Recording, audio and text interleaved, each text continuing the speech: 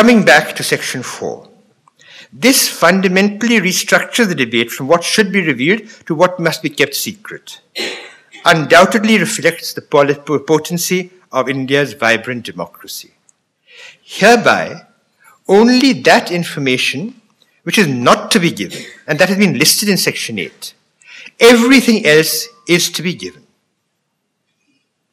And given in the manner as laid down in Section 4. One thing, kept in a manner as to make it easily accessible. And you'll be surprised, I didn't realize this myself after so many years in government. When I was Chief Information Commissioner, I thought I was asking for routine information. Notably, the law, the cabinet noting, which went into the abolition of privy purses. Mr. Jaswant Singh, the former foreign minister, former finance minister also, he had made a request to see those notings. Now, the notes were not to be found. Finally, to cut a long story short, those notes were found, because actually what had happened was they were sent to the archives. And when the archives were asked, they said, but we sent these notes back to the ministry. Actually, they'd been asked for by the ministry to give an answer to a question in Parliament. And the Joint Secretary who had asked for them then left them in his steel cupboard in his room, and he was transferred. He forgot about the notes and he was transferred. And those notes remained from that time to this in that steel cupboard. And I asked the department to then search the cupboards. And they searched the cupboards and found it in a cupboard which had been sealed with all these records in it. So the demand of this law to keep the information in accessible form will greatly ease working of government. Now, of course, you can understand that if you have to go and start opening up all the cupboards of 50 years old to be able to find the information that you have to give, you can complain that this is too much. But who asked you to keep the information in that way? So the implementation of the law by the government is an important aspect, whereas you can demand also, the government can demand from the public actual use of the law in the manner in which it is laid down, so that these things, this relationship becomes easier.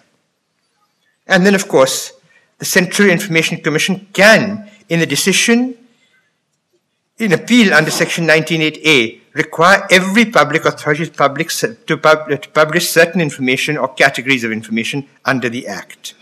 And this is now, in fact, a subject of dispute, because the Supreme Court has recently held, in a case where my friend Mr. Lokesh Batra was involved, Commodore Lokesh Batra was involved, that no, the Central Information Commission does not have this authority of ordering that information be maintained in a particular form.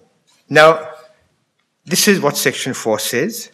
It ensures that all records are appropriate to be computerized, are within a reasonable time and subject to availability of resources computerized. But not only that, connected through a network all over the country on different systems. Mind you, different systems, so that you can access it from whichever system you're using, so that access to such records is facilitated. This is what I meant by the means of actually storing information. This is not being done. Or if it is being done, it is still limited. The question also comes up, and we were discussing it, Honorable Justice and I were discussing it earlier, as to what are the organizations coming under the Act. Are NGOs covered? Now, the public authority is defined in these ways, which you will see here, under the Constitution, and under any law made by Parliament, under any law made by the state legislature, and by notification issued or order made by the appropriate government, and includes any body owned, controlled, or substantially financed, and any non-government organization substantially financed directly or indirectly by funds provided to by the appropriate government. Now, this you will see opens a lot of things. If even a private organization is functioning, but are functioning under a law made by the State Assembly or the Parliament, it becomes a public authority. And this is what I have held in a case involving the Delhi Discoms. Unfortunately, my decision was challenged, and there is yet no decision by the Delhi High Court. But I had said that the discoms were created by a law which set up this kind of organization. Then those discoms were privatized subsequently, but the law remained the same. And therefore they were set up under a law. They are public authorities. Similarly, it has been held that if certain concessions are gained by a government department, by a private organization from government, that will amount to indirect public finance funds. How is this operated? Two constructive means by which this is operated are both in Delhi.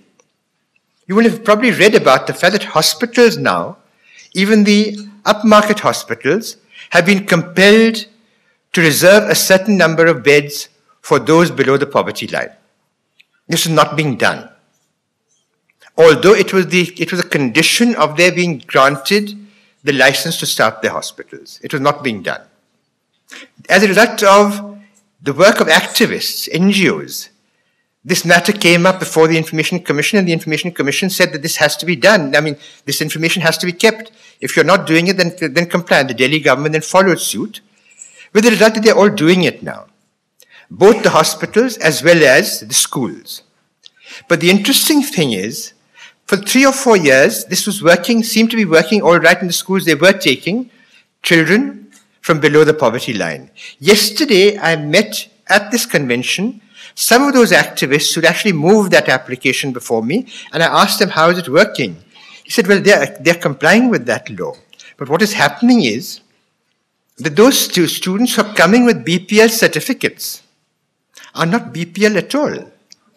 They are fairly wealthy families. They're acquiring the BPL certificate, and the schools are also conniving at it because they're continuing to supply, admit information, admit children from these families, while saying that, yes, we are complying with that because they fill in the requisite BPL form. Now, this is what they are this hasn't quite come out yet because these activists are still working on this information, but this is how it is working. So you will always find what one may call cause and effect as the evolution of the RTI goes on. What does RTI information mean? What does right to information mean? I won't take too much of your time on this, but it means what you have.